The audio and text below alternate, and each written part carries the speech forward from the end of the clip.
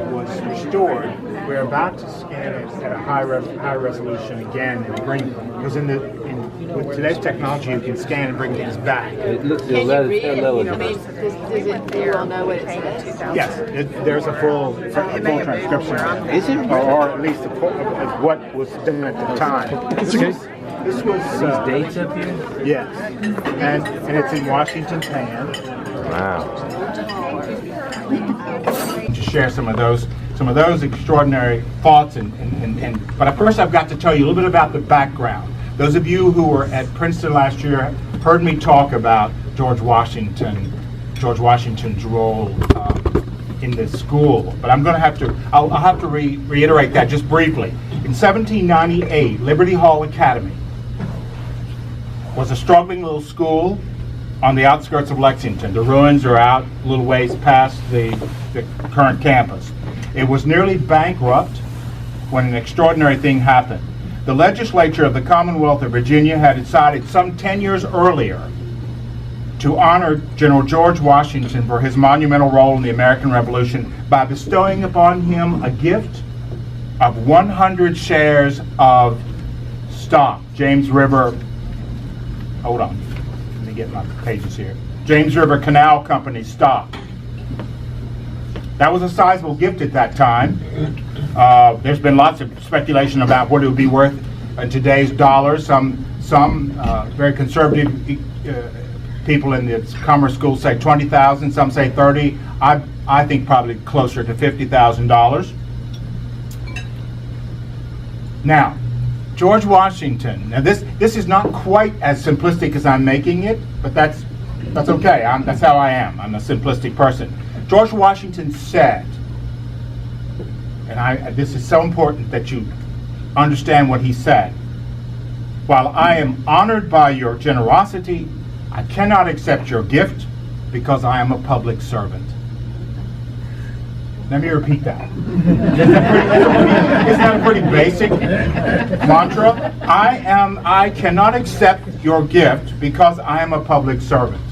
Now, of course, as I said, it wasn't quite so simplistic as that. There were lots of other things going on, lots of politics and swirling about. But I like to tell my students in my classes, George Washington might have been extraordinarily strong ethically, but he wasn't stupid. He said, I cannot accept that personally, but I will make that gift available to an institution of higher learning. A number of schools, of course, lobbied for that gift. You can imagine, Hampton-Sydney wanted it. A couple of other schools in Virginia, which I won't name. He gave it to struggling little Liberty Hall Academy.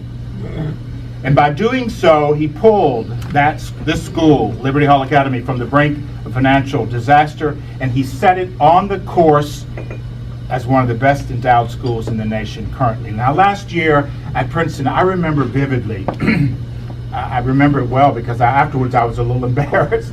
I remember standing in front of a group of people at Princeton with some fairly important, lustrous people from the development office at Princeton, and I was going on and on about how Washington Lee had just completed its 5-year capital campaign. We set a goal of $500 million, and we raised $545 million. And I was talking about how extraordinary that was, and then it occurred to me, pretty much like a hammer in the head, that I'm standing at a school that has an endowment the size of the national debt. So, but then I also remember, and I'm fairly quick to recover from these kinds of faux pas that I made. I thought, well, good grief, what have I done? They must be laughing behind their hands. But I said, but let me remind you that Washington Lee has 1,800 students and Princeton has 6,000. So there's been a great deal of speculation as to why George Washington chose Liberty Hall Academy, and I won't go into that, except it's very interesting to note. One note that you should bear in mind is that one of the individuals involved in lobbying for Liberty Hall Academy was none other than General Lighthorse Harry Lee, Robert E. Lee's father, who was very, very close to George Washington. Tomorrow, I'm not going to. I did bring a couple of Washington pieces with me tonight. I told you I was unorthodox. I walked over from the campus with George Washington under my arm. It's a beautiful evening. I very carefully crossed the street. Tomorrow you will see the original letter from George Washington, who wrote back very nicely to the board. When the school was, when he gave the gift of 100 shares of stock to Liberty Hall Academy, the board pretty quickly said, well, I guess we better name the school after him. So it was immediately named Washington Academy, and George Washington wrote this eloquent letter, one-page letter, which you'll see tomorrow. It's one of the cornerstone pieces in the collection. I didn't bring it with me tonight. So let's fast forward. Robert E. Lee became president of Washington College on August 26, 1865. Actually, he became president officially in October, on October 2nd. But on August 26, 1865, a little more than 4 months after surrendering at Appomattox, the Board of Trustees here met and said to the newly appointed rector, a man named Brokenbrow, they said, Judge Brokenbrow, get on your horse and go to Powhatan, Virginia, and tell Robert E. Lee that he's been named president of Washington College, or at that point it was Washington College rather than Washington Academy. Judge Brokenbrow did that. They did not ask Robert E. Lee if he wanted the job. They just said, tell him. The amazing thing is that Robert E. Lee had never been to Lexington. He had never seen the school. And so one of the things that you'll also see tomorrow is Robert E. Lee's acceptance letter, which is one of the most powerful pieces I've ever handled. It's one of my favorite pieces in the whole collection. I know you all think George Washington probably should be the favorite, but Robert E. Lee is one of my favorites. So, in his letter of acceptance, he goes into great detail about why he cannot be president. And I'll talk more about that tomorrow. But he ultimately accepted. Of course, his presidency of Washington College gave him even more opportunities to emulate George Washington. There's lots of talk about why did he accept this position if he had never seen the school and if he'd never been here. He'd never visited Lexington. I think it probably has to do with the name of the school. That's my own speculation. Like his father, Robert E. Lee revered George Washington as model and hero. Less than 5 years earlier, Robert E. Lee spent his 54th birthday, January 19, 1861, in his room at Fort Mason, Texas, reading Edwin Everett's biography of George Washington. Why did he read this? Because Robert E. Lee lived within the shadow of Washington, who had been presented to him from birth as a role model. When Robert E. Lee, like George Washington, faced a call for revolution, he read the most recent work about Washington for answers. Called to lead, Lee, like Washington, made himself the principal military leader in an effort to found a new nation. Crushed by defeat, Lee became president of Washington College and devoted the rest of his life to enhancing his idol's legacy. Over the years, a lot of historians have briefly noted Lee's focus on Washington, but very few have fully explored Washington's influence on Lee's actions. Raised with George Washington as his model, Lee obeyed the call to lead his people in a revolution as Washington had done. The shadow of Washington and his generation lay heavily upon him as he assumed command of Virginia's new Revolutionary Army. The Alexandria Gazette urged his appointment because his name was known for its, quote, revolutionary and patriotic associations. Robert E. Lee went with John Robertson to Richmond on April 22, 1861, understanding that he would be presented to the convention as their commander. After they arrived in Richmond, Robert E. Lee took a walk. His destination was the Capitol, where an equestrian statue of Washington stood on the grounds. My previous position in Richmond, before I came back, was keeper of the state's treasures, which was an incredible position, a very overwhelming position at times. That also involved stewardship and oversight of all of the state's art and sculpture. So I was responsible for that equestrian statue on the Capitol grounds that Robert E. Lee looked at that day.